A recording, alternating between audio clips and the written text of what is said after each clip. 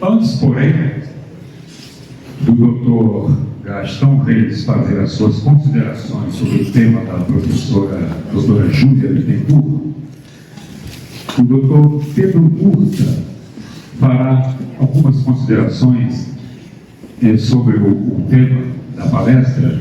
Doutor Pedro é advogado e presidente da Juventude Monárquica de Minas Gerais. Doutor Murta, por favor.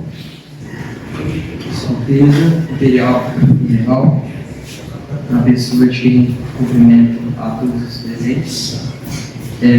Como foi falado, eu sou advogado, estou muito feliz de estar aqui hoje, e desde as minhas primeiras lições de Direito, tem um assunto que me intriga muito, que é a respeito da classificação da Constituição Imperial de 1824. A vasta maioria da bibliografia jurídica no Brasil classifica a Constituição de 1824 como uma Constituição outorgada. Eu acredito que, mesmo quem é de outras áreas de formação, seja muito familiar com esse termo, com essa classificação de Constituição outorgada. Mas isso não passa de uma fraude pombalina que foi inventada pelos juristas para poder tirar o caráter democrático não só da Constituição de 1824, mas de todo o período monárquico que ocorreu no Brasil.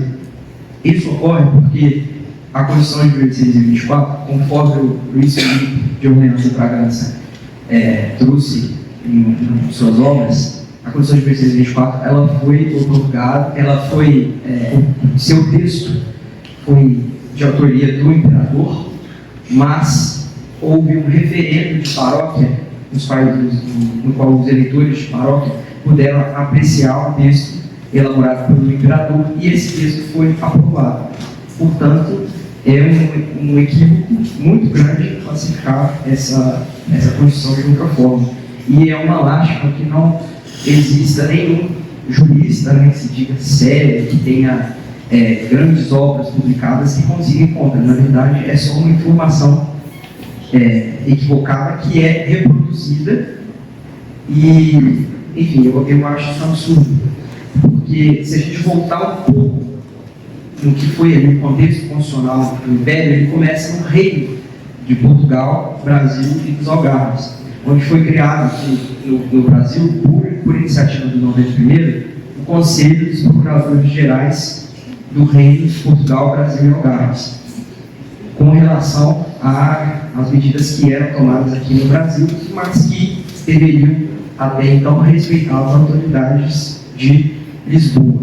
À medida que esse conselho, que foi criado aqui no Brasil, os procuradores gerais do Reino, ele foi tomando um corpo, porque ele tinha membros de todas as províncias do Brasil, e a partir do momento que, neste conselho, que debatia vários aspectos da vida pública no Brasil, passou a fomentar, a fazer menções a uma possibilidade de Assembleia Constituinte para alterar as definições dos poderes constitucionais de Portugal, as Cortes de Lisboa passaram a ter uma preocupação de que pudesse haver uma eminente emancipação política do Brasil em relação a Portugal. E foi a partir disso que as Cortes de Lisboa se voltaram contra Dom Pedro I e reduziram ele de príncipe a um mero delegado desse conselho. E esse conselho foi tão importante para nós que, na presidência, em uma das sessões desse conselho, pela então princesa imperial regente Dona Leopoldina, princesa real regente, perdão, Dona Leopoldina, é que foi assinado o decreto em 2 de setembro de 1822, declarando a emancipação política do Brasil.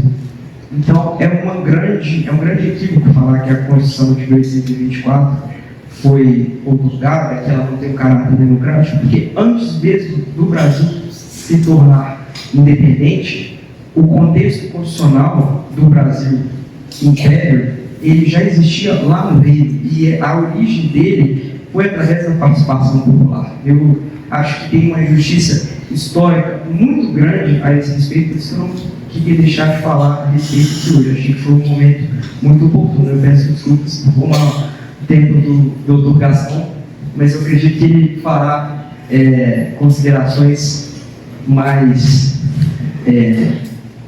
que estejam aí dentro do cronograma. Peço desculpas. Obrigado.